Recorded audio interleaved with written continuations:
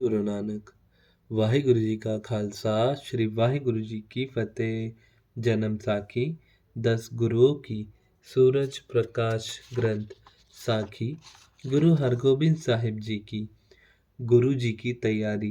जब अनवर खां गुरु दरबार में से उठकर चला गया तो आप जी ने योद्धाओं को सावधान करके गोली सिक्का और शास्त्र आदि बांट दिए और शहर की नाकाबंदी के लिए सिख योद्धाओं को खड़ा कर दिया। घोड़े पर चढ़े सिख योद्धे शहर से कोसों भर आगे और कर चक्कार लगाने लगे। जब शाही सेना आती हुई दिखाई दी तो सब योद्धा टकराव के लिए तैयार हो गए।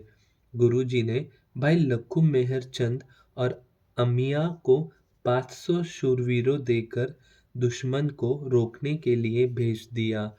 900 शूरवीर चारों ओर नियत करके बाकी 1800 मालिक जाति के पास रहने दिए। धन गुरु नानक। दोनों दलों का टकराव।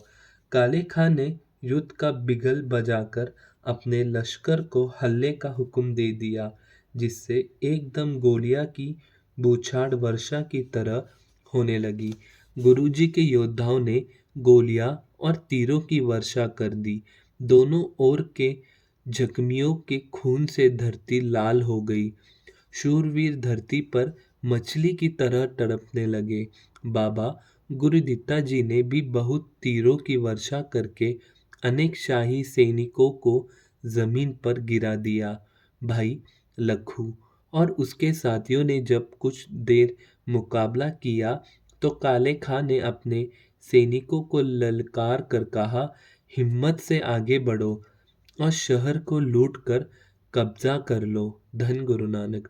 परंतु सिख शूरवीरों ने उनके आगे ऐसी बौछार की कि किसी को भी एक कदम आगे न बढ़ने दिया। धन गुरु नानक। आगे इतना जबरदस्त टकराव होते देखकर काले खां ने अपने साथियों को कहा, आगे कोई बड़ी फौज लगती है जो इतनी देर तक मुकाबला कर रही है। अपने जख्मी और मरे हुए सैनिकों के देर लगे हुए देखकर काले खां बहुत हैरान हुआ और गुस्से से अपने सेनापतियों को कहा कि एक बार मिलकर हल्ला बोल दो। एक और अनवर खां, दूसरी ओर कुतुब खां और तीसरी ओर मैं आप हल्ला बोलूंगा। धन गुरु नानक। पेदे का पहाड़ी दिशा की ओर से लड़ेगा। यह योजना बना बर चारों ओर से ही शाही लश्कर मारो मार करता हुआ सिखों पर टूट पड़ा। इनको आगे से रोकने के लिए एक और मालिक जती, दूसरी ओर मेहनचंद और अमिया चंद, तीसरी ओर भाई बिधि चंद शत्रुओं के सामने हो गए। बड़ा भयानक युद्ध हुआ जिसमें अनेक शूरवीर धरती पर गिर पड़े। धरती खून से लाल हो गई। धन गुरु नानक।